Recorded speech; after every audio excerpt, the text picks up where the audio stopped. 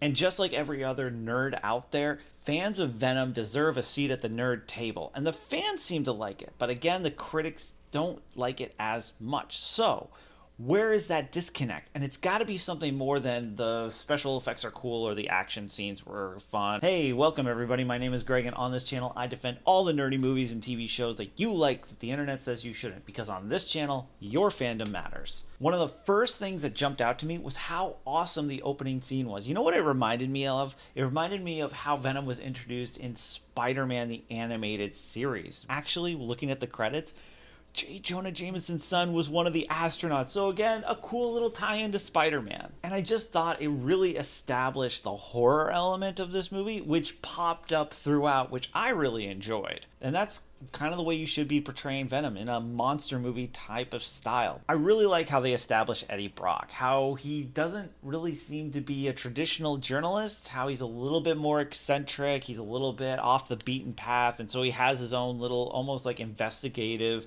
type segments. And so we just see him as being reckless. We see him as taking all these different chances. So it makes sense that when he has an opportunity to go after somebody who he thinks is doing something wrong, he's going to be asking him some uncomfortable questions.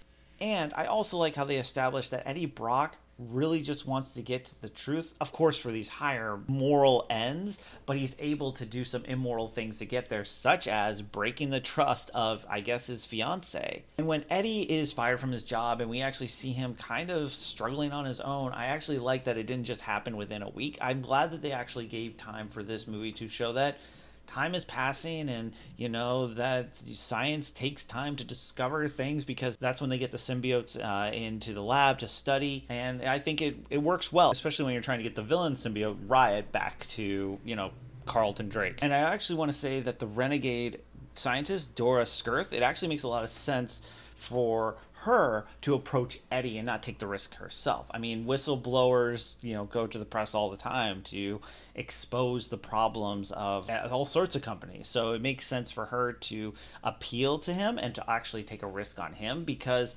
for him, he's going to take a bigger risk to try and get his job back and his reputation back. So it makes sense from a story perspective. When Eddie breaks into the lab to when he gets infected with Venom, it all just matches this horror element. But we do start seeing some other elements of the comedy once we see Venom, and specifically with their dialogue together. And I don't really see these as like big tonal changes and shifts as some critics see it. I see it as just adding in different elements to make it more of a 4-quadrant movie. I mean, after all, I see this more as a superhero horror adaptation that happens to have jokes in it, for example, or happens to have action in it, for example. Very much in the same vein as The Winter Soldier was a spy thriller, or Ant-Man was a heist film. And Venom is the same way. It has horror, but it also has jokes and action. And even though it takes us a while to get to see Venom in full form, which when that happens is such a cool moment, and it is so well deserved, because we are teased about what's going on throughout the entire thing. And granted, maybe Carlton Drake should have gone a more quiet route, and that would have made sense to try and retrieve the symbiote.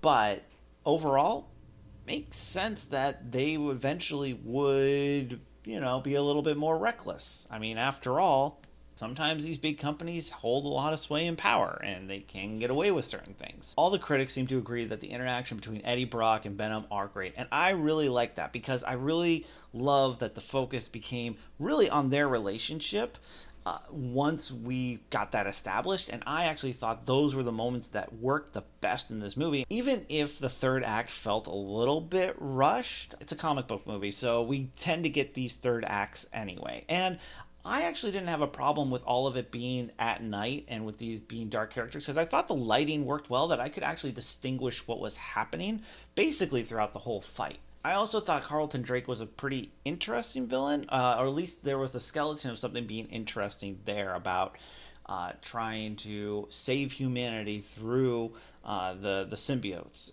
To go back to the Eddie Brock and Venom relationship, this movie really just comes down to that relationship. And there's a very human part of that relationship, of being connected to somebody, and also redemption for Eddie Brock. And I actually think that this movie actually is, that's why I connected with so many people. Besides, I mean, the action and the special effects draw you in, and the relationship between Eddie and Venom is what keeps people around, because it speaks to these human desires that we have about being connected to others.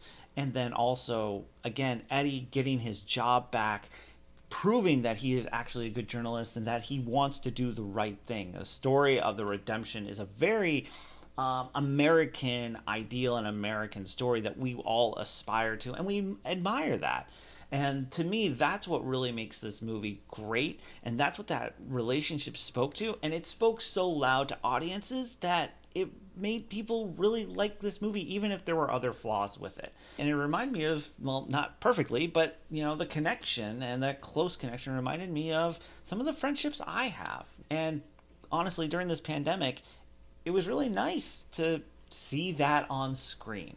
But what did you think? What were your favorite parts about Venom? Leave a comment down below, and I will see you, hopefully, in my next video.